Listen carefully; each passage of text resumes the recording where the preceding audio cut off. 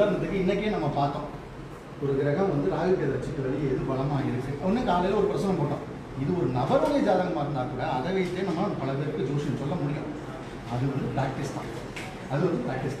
அதாவது அனைத்துமே கிரகங்களாக தான் ஐயா பார்த்தாங்க.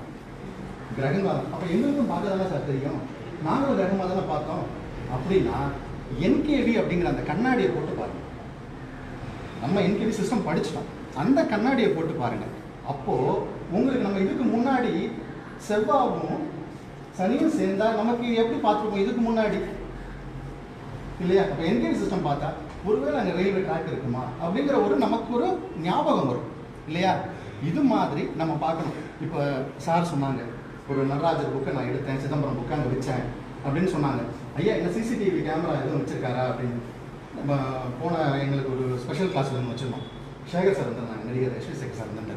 அவர்கிட்ட நம்ம வந்து ரேஷன் கார்டை கொடுத்துட்டோமா, வீட்டில் இருக்கிறவங்க எல்லாருடைய பேரையும் சொல்கிறாரு அப்படின்லாம் கேட்பாங்க. நம்ம ஆரோஸ்கோப்பை வச்சுருக்காரா, அவர் டெலஸ்கோப் கையில் வச்சுருக்காரா அப்படின்ற மாதிரி இருக்கும், எல்லாத்தையும் சொல்லுவாங்க. அப்போது அந்த விஷயங்கள் எல்லாத்தையுமே இன்றைக்கி நம்ம பார்க்க போகிறோம். அதில் பிரசன்னங்கள் அப்படிங்கிறது, இப்போ ஒருத்தர் உள்ளே வராருன்னா இப்போ ஒரு குழந்தை ஜனனமானால் அந்த ஜனனமான நேரத்துக்கு நம்ம ஒரு ஜாதகம் போடுறோம். இப்போ ஒருத்தர் வர்றாரு, அந்த வர்ற நேரம் ஒரு ஜாதகம் போட்டோம்னா அதை வைத்து நம்மளால் சொல்ல முடியும். அதே மாதிரி ஒரு கேள்வி உதயமாகும்போது, உங்கள் மனதில் கேள்வி உதயமாகும்போது அதை வச்சு நம்மளால் சொல்ல முடியும். இப்போது ஐயா வந்து என்ன பண்ணுவாங்கன்னா, உங்கள் எல்லாரையும் அப்படி வெளியே அனுப்பி ஏதாவது உங்களுக்கு கையில் கிடச்சது எதாவது எடுத்துகிட்டு வாங்க அப்படின்னு வச்சுக்கோங்க. ஒருத்தர் தண்ணி பாட்டில் எடுத்துகிட்டு வருவார், ஒருத்தர் பச்சை இலையை வெளியிட்டு வருவார். அப்போது இன்னைக்கு இந்த ஜாதகத்தில் இன்னைக்கு புதன் எங்கே இருக்குது? புதன் இன்னைக்கு கோச்சார கிரகங்களில் புதன் எங்கே இருக்குது? கடக. அப்போ கடகத்தை லக்னமாக வச்சு அவருடைய கேள்வி எதுவாக மாதிரியா இருக்கும்? புதனாக இருந்தால் படிப்பு சம்பந்தமான விஷயமா இருக்கலாம், இல்லை ஒரு கம்யூனிகேஷன் சம்மந்தப்பட்ட விஷயமா இருக்கலாம்.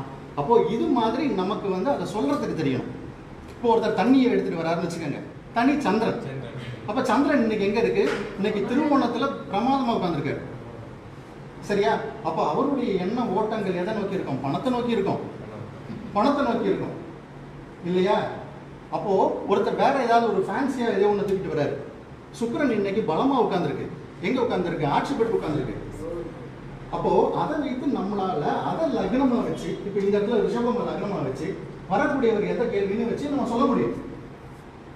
அப்போது நம்ம இந்த நேரம் தான் இதுதான் லக்னம்னு முடிக்கணும்னு அவசியம் இல்லை. நீங்கள் ஐயாவோட ப்ரோக்ராம்லாம் பார்த்தீங்கன்னா தெரியும், ஒருத்தர் பேரை கேட்பாங்க, அந்த பேருக்கு 2 கிரகம் காரணம், அந்த கிரகம் எங்கே இருக்குது அதை வச்சு நம்மளால் பல ப்ரெடிக்ஷன் சொல்ல முடியும், சரிங்களா? இது மாதிரி நமக்கு வந்து பிரசன்ன மார்க்கங்கள் நிறையா இருக்குது. அதில் இன்றைக்கி நம்ம பார்க்க போகிறது வித்தியாசமான முறை. இதுக்கு முன்னாடி இந்த மாதிரியான எக்ஸ்பெரிமெண்ட்டு சொல்லவே இல்லைங்க யாருமே. ஆதார் கார்டை வைத்து நம்ம பிரசனம் பார்க்க போகிறோம். உங்களுடைய ஆதார் கார்டு யாராவது இருந்தீங்கன்னா எடுத்து வச்சுக்கோங்க, அதை வச்சு நம்ம பிரசனம் பார்க்க போகிறோம். எல்லாரும் இருக்கிறதுக்கே 1-2 எடுத்துக்கங்க, சரிங்களா? ஆதார் கார்டு பிரசனம், ரூபாய் நோட்டை வச்சு பிரசனம். இதை வந்து பல பேரில் வச்சு தன பிரச்சனை அது இது நிறைய பேர் சொல்கிறாங்க. அது இருக்கட்டும், அது ஒரு பக்கம் போட்டோம் பிரசனம். அதுக்கப்புறம் ரொம்ப ஹைலைட்டு அது என்னன்னா, இன்னைக்கு நம்ம வகுப்போடைய சோழி பிரசனம் பார்க்க போகிறோம். இந்த சோழிகளை வைத்து எப்படி பிரசனம் பார்க்குறது